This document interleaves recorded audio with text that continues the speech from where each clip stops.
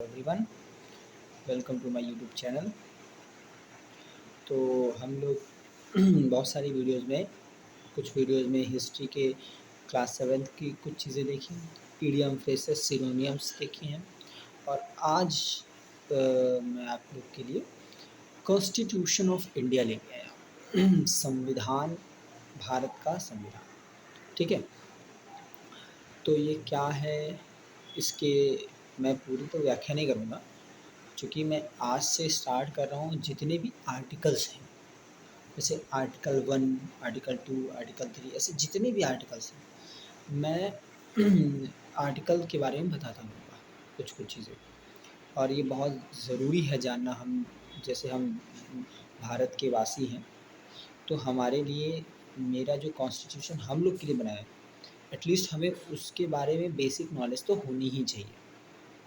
और जो भी एस्पिरेंट है, वो चाहे यूपीएससी का हो, चाहे वो एसएससी का हो, चाहे वो किसी और भी कंपटीशन की तैयारी में क्यों ना लगा, बैंकिंग में भी, उसको बेसिक चीज़ें कॉन्स्टिट्यूशन ऑफ इंडिया की पता होनी चाहिए। लाइक आर्टिकल तो पता होनी चाहिए।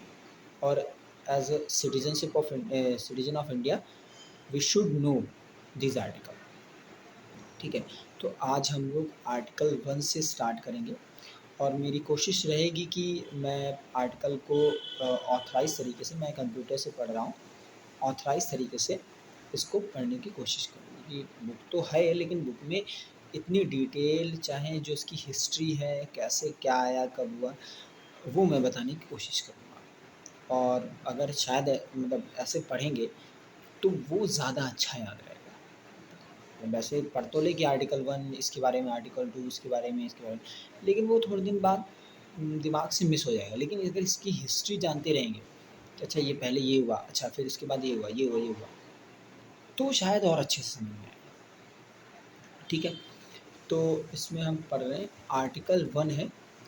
अब देखिए आर्टिकल 1 में जो ड्राफ्ट कॉन्स्टिट्यूशन ऑफ इंडिया है, ड्राफ्ट मतलब जब ड्राफ्टिंग कमेटी बन रही थी 1948 में, तब की बात चल रही है।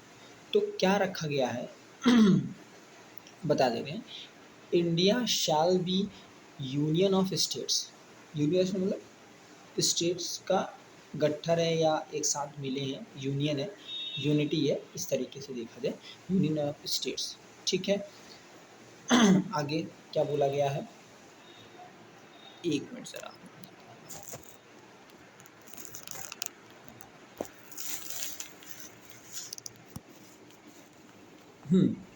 यूनियन ऑफ स्टेट, और दूसरा है the state shall be the means, the state shall be means. अब स्टेट का मतलब क्या है, mean the state for the time being specified in part 1, 2 and 3 of the first schedule. पहले शेड्यूल के जो पार्ट फर्स्ट, सेकेंड, थर्ड में जो स्टेट्स बताए गए हैं, अभी उनको बताया जा रहा है। ये 1948 की बात चल रही है।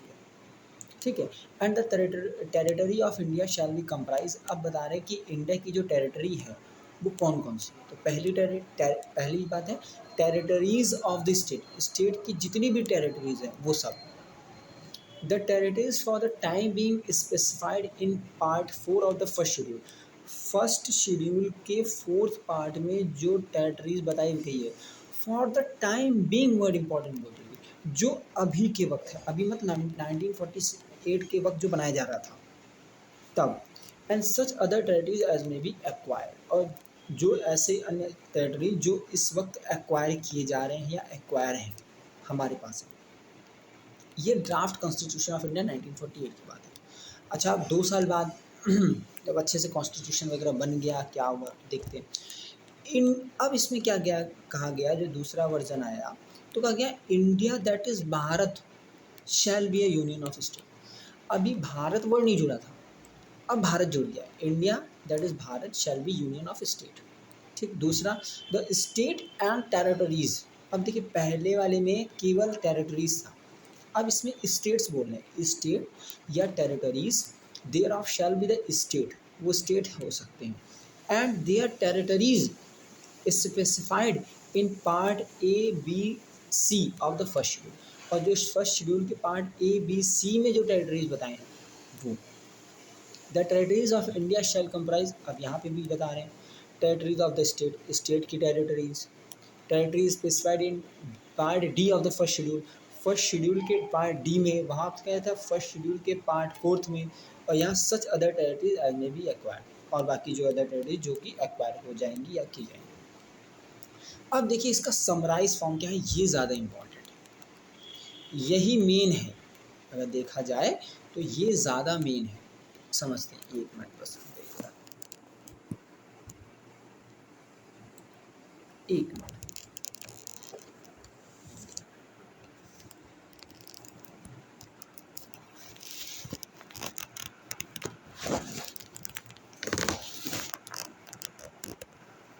शायद अब सही रहेगा, ठीक है।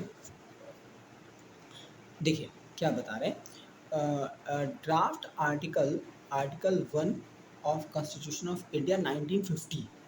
देखिए बता रहे हैं कि 1950 का जो ड्राफ्ट आर्टिकल 1 है वो वॉज डिबेटेड ऑन 15 एंड 17 नवंबर 1948। जो आर्टिकल 1 था वो 1948 में 15 और 17 नवंबर को डिबेट में हुआ, डिबेट में आया ये आर्टिकल 1, एंड 17 एंड 18 नवंबर 1949। और फिर से ये डिस्कशन कंटिन्यू आया, या फिर से डिस्कशन ये आया 1949। The draft article declared as, जो ड्राफ्ट आर्टिकल था उस वक्त वो डिफाइन किया गया union of state and went on to define India's territory. पहले यूनियन ऑफ स्टेट हुआ और फिर आगे फर्दर इंडियाज टेरिटरी बताया गया, इंडिया के जो अलग अलग रीजन है वो। अब समझिए कि क्या कन्फ्यूज़न थी। Most members were confused as to why India was declared as union of state। क्यों इंडिया को यूनियन ऑफ स्टेट बोला जा रहा है, क्यों नहीं फेडरेशन बोला जा रहा है। ध्यान से समझिए, दो वर्ड है, यूनियन ऑफ स्टेट और फेडरेशन। क्यों इंडिया को यूनियन ऑफ स्टेट बोला जा रहा है, फेडरेशन क्यों नहीं बोला जा रहा है। ये दोनों वर्ड देख लीजिएगा, बहुत महत्वपूर्ण वर्ड है, ठीक है। विच वॉज मोर अप्रोप्रिएट, जो कि फेडरेशन ज़्यादा अप्रोप्रिएट लग रहा था, तो क्यों यूनियन ऑफ स्टेट बोल रहे हैं। अब इसका क्या एक्सप्लेनेशन है। While presenting the draft constitution of an earlier date, पहले डेट में जब ड्राफ्ट कॉन्स्टिट्यूशन को ये रखा गया था, drafting committee chairman had explain that, drafting committee जो थी उस वक्त जब पहले थी, जिसमें बी आर अम्बेडकर चेयरमैन थे, explained that the union of state was used to ensure and clarify that the state did not have the right to secede SECEDE from India। उनका क्या कहना था ड्राफ्ट कमेटी का, उनका ये कहना था कि स्टेट अपने आप को इंडिया से अलग नहीं कर सकता है, ये राइट है ही नहीं किसी के पास। जैसे मुझे एक टीचर ने बताया था इसके बारे में, क्यों फेडरेशन और United state union of state हो सकते हैं। जैसे यूनाइटेड स्टेट ऑफ अमेरिका सुना होगा, that is a federation country, मतलब उसको फेडरेशन बोलते हैं। उसमें क्या है, United state of India America में जितने भी स्टेट हैं वो जब मर्जी चाहे वो यूएसए से अलग होके, वो स्टेट अलग होके अपनी खुद की कंट्री बन सकती है। ये था यूनाइटेड स्टेट ऑफ अमेरिका का फेडरेशन वाला पार्ट। लेकिन यूनाइटेड स्टेट ऑफ इंडिया क्या, सॉरी यूनियन ऑफ इंडिया क्या है कि कोई भी स्टेट अलग नहीं होगा, ठीक है। अब क्या बता रहे हैं, अब मेंबर वांट, अब दूसरी बात है, ये तो बात हो गई कि यूनियन ऑफ स्टेट के बोल रहे हैं, ठीक है। A member wanted to rename India to Bharat.